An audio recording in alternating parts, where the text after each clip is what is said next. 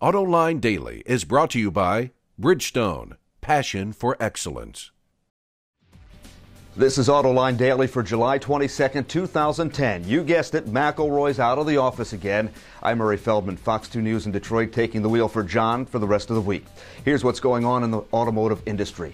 General Motors moving full steam ahead to turn itself around, announcing this morning that they will buy AmeriCredit, a financing company. GM will pay $3.5 billion. That's about 24% more than AmeriCredit's recent stock value. This does two things for GM. It helps them become more competitive in financing vehicles. They've been taking a real hit in that area from other car makers, especially Ford. And it gives them an advantage when they issue their IPO and begin selling stock.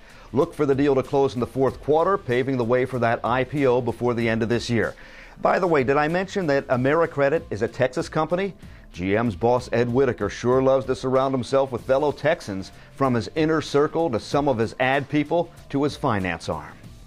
Things are really starting to look up at Chrysler. The Detroit News reporting that the company's CEO Sergio Marchionne said the automaker will report a second quarter operating profit next month. It'll be the second consecutive uptick for the company, which suffered a $3.8 billion loss in 2009. The news follows Fiat's recent announcement that it turned a net profit in the second quarter of $116 million. And on the bright side, the situation will likely improve even more in the fourth quarter as some of Chrysler's new refreshed vehicles go on sale. Hyundai and its labor union in South Korea reached a tentative agreement, avoiding a strike.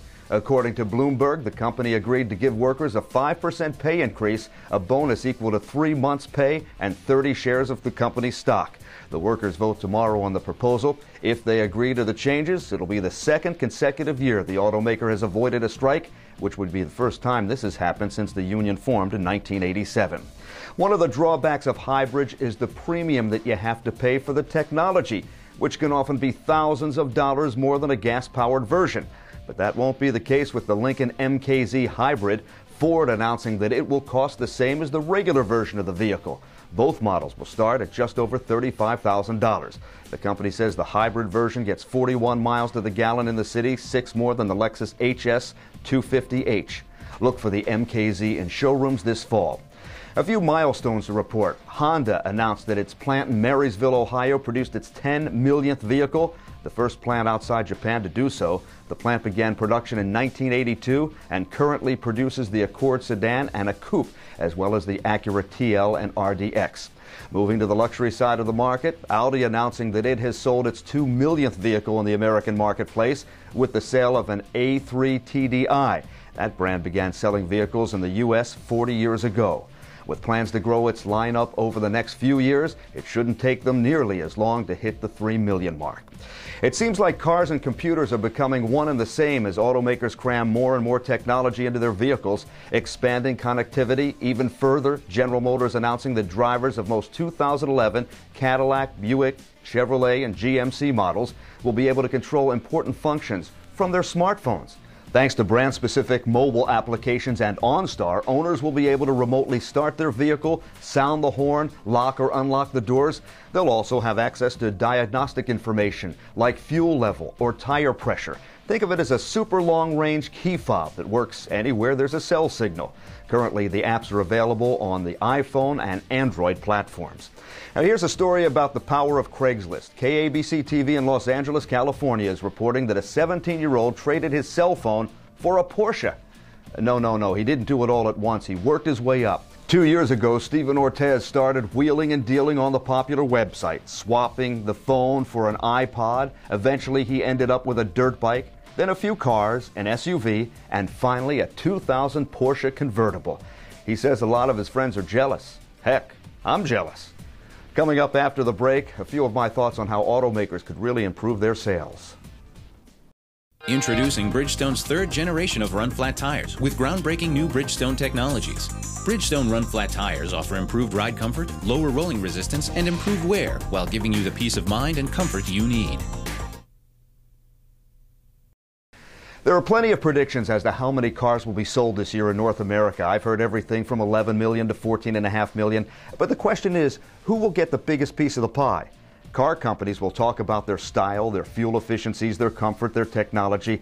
But I rarely hear them talk about one of the most important aspects of the sale, the dealership. Do the car companies ever send their own secret shoppers out there? I went to one dealer in suburban Detroit. I had to ask for a salesman. He came over, never introduced himself, never gave me a card, never offered me a test drive, and he let me walk out when I said I was looking for something a little less expensive. Read between the lines, bud. You had a guy right there in front of you who wanted a car but at a different price, and you let him get away. And then I called the owner of another dealership who I knew. Didn't get a call back. A week later I called again. The receptionist wouldn't put me through. Then I emailed my request in. The only response I got was 4 weeks later, a questionnaire about how I liked the service. I told them it was terrible and why. No response. I finally did get a new made-in-Michigan car through a relative of a friend at another dealership, and you know what? The car he found that I wanted actually came from the dealership that never returned a phone call or an email. No wonder a recent J.D. Power study found that more than 1 in 5 shoppers who leave a dealership without purchasing a vehicle do so because they experience poor treatment or dealer performance. More than half of those disgruntled buyers ended up with a different brand altogether. So car makers, keep up the styling, the performance, the comfort, the technology. Just help those of us who want to support you buy the damn things. Well, that's it for today's top news in the global auto industry. But before I sign off, I want to remind you to tune in to Autoline After Hours tonight starting at 7 o'clock p.m. Eastern Time. With McElroy out of town, Peter DiLorenzo is in the driver's seat. Joining him in studio will be Frank Marcus of Motor Trend Magazine and Scott Burgess of the Detroit News. A couple of the topics up for discussion include Ford. Can the Blue Oval keep its sales momentum with so many similar vehicles in its lineup? And will green vehicles be enough to save Honda? Or is there another way for it to get its mojo back? You'll have to tune in to find out. It's tonight at 7 p.m. Eastern on our website, Autoline Detroit TV.